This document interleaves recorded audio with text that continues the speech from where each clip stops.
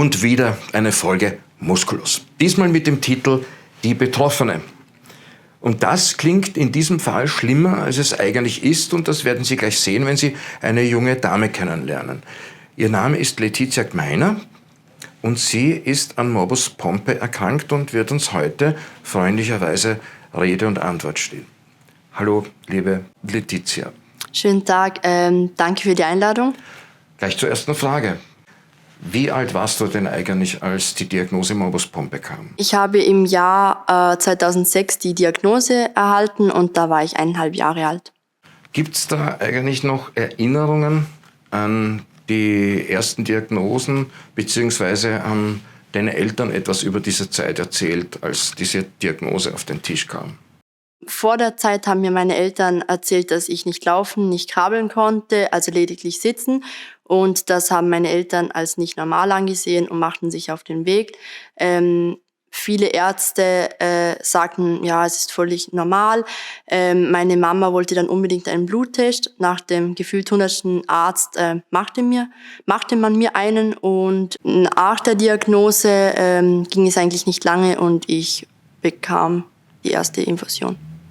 Wie lange war ungefähr die Zeit zwischen dem ersten Verdacht und der endgültigen Diagnose? Was ich weiß, sicher 2 Monate. Sie besuchten sehr viele Ärzte.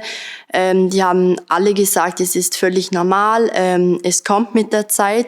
Und ja, irgendwann war dann der richtige Arzt, sage ich jetzt mal, dabei und der machte mir einen Bluttest. Und später gab es dann noch eine Muskelbiopsie. Und das hat es dann komplett bestätigt. Dein Alltag noch als Kind, als kleines Mädchen. Wie sehr hat sich das denn unterschieden mit Morbus Pompe vom Alltag anderer Kinder? Ich konnte sehr viele Sportarten nicht machen. Ich konnte mehrmals die Schule nicht besuchen, da ich in einem Spital war, sehr oft beim Doktor war. Ich musste jede 14 Tage die Infusionen bekommen, so wie heute immer noch. Ja, ich konnte bei vielen Ausflügen nicht dabei sein, weil man nicht wusste, was es mit mir macht, wenn ich zum Beispiel mitgehe wandern. Und ja. Wie ging es dir denn mit den Auswirkungen? Mich hat man als Kind sehr oftmals sehr beneidet, dass ich zum Beispiel bei einem Wandertag nicht dabei sein durfte. Aber ich habe das jetzt ehrlich gesagt nicht so als toll angesehen, denn ich wollte dabei sein, aber ich habe als Kind auch nicht ganz mitbekommen, wieso darf ich eigentlich nicht dabei sein? Und ja, das löste in mir komische Gefühle aus. Wie gestaltest du denn dein Leben mit Morbus Pompe? Mein Alltag mit Morbus Pompe ist für mich völlig normal. Ich gestalte meine Freizeit, wie ich es möchte. Ich reise sehr viel mit meinen Freunden. Ich gestalte meine Partywelt ganz, wie ich das auch möchte. Und ja, mir geht es sehr gut. Ich lebe mein Leben, als hätte ich diese Krankheit nicht. Gibt es Einschränkungen? Ja, also Sportarten mit Bällen sollte ich nicht machen. Aber ich darf, wenn ich es möchte, ich mache es nicht, aber ich dürfte ganz normal am Turnunterricht teilnehmen, müsste natürlich aufpassen. Aber ich habe sehr lange getanzt, das ist alles ganz normal gegangen. Und ja, ich habe eigentlich keine diverse Einschränkungen. Wie schaut denn dein Therapieplan aus? Also ich bekomme jede 14 Tage eine 4-stündige Infusion. Entweder bekomme ich sie zu Hause oder ich bekomme sie bei meinem Hausarzt. Meine Mama ist diplomierte Arztassistentin. Sie mischt mir die ganze Infusion. Mein Arzt oder meine Mama sticht mich entweder eben zu Hause oder beim Arzt. Und ja, ich kann nebenbei meine Hausaufgaben machen, ich kann nebenbei lernen oder ich schlafe die 4 Stunden. Ja. Wie wirkt denn bei dir die Infusion? Oder gibt es Nebenwirkungen? Also Nebenwirkungen hatte ich bisher noch keine. Ich werde beim Arm gestochen, entweder beim linken oder beim rechten. Und es tut nicht weh, ich merke das schon gar nicht mehr. Da ich jedes Mal, bevor ich die Infusion wieder bekomme, ziemlich schlapp bin. Ich knicke manchmal mit dem rechten Fuß ein. Wenn ich die Infusion dann nach den 4 Stunden bekommen habe, bin ich meistens ziemlich fit. Ich fühle mich gut und ich merke auf jeden Fall, dass ich eine Infusion bekommen habe. Kennst du eigentlich Betroffene oder Gleichaltrige mit Morbus Pompe? Ja, ich kenne Betroffene von dieser Krankheit, die circa im gleichen Alter sind wie ich, da meine Mama eine Selbsthilfeorganisation in Österreich hat. Wir haben jedes Jahr ein Treffen, wir können uns da austauschen.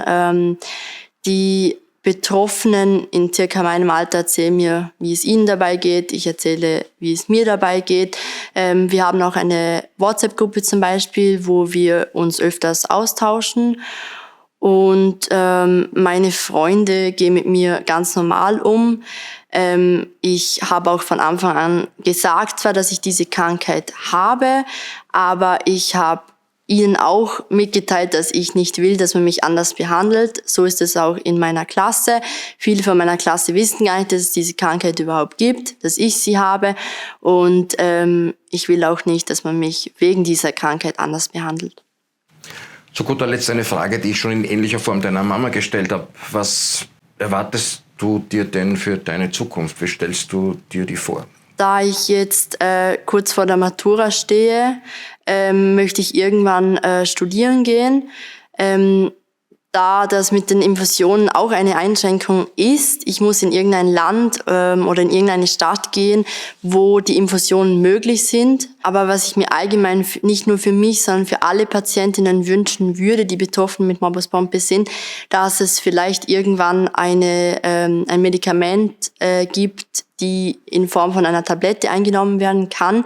Ich bin ziemlich dankbar, dass es zwar die Infusion gibt, aber es ist zwar jedes Mal wieder ein großen Schritt, jedes Mal 4 Stunden hinzusitzen, nicht viel unternehmen zu können.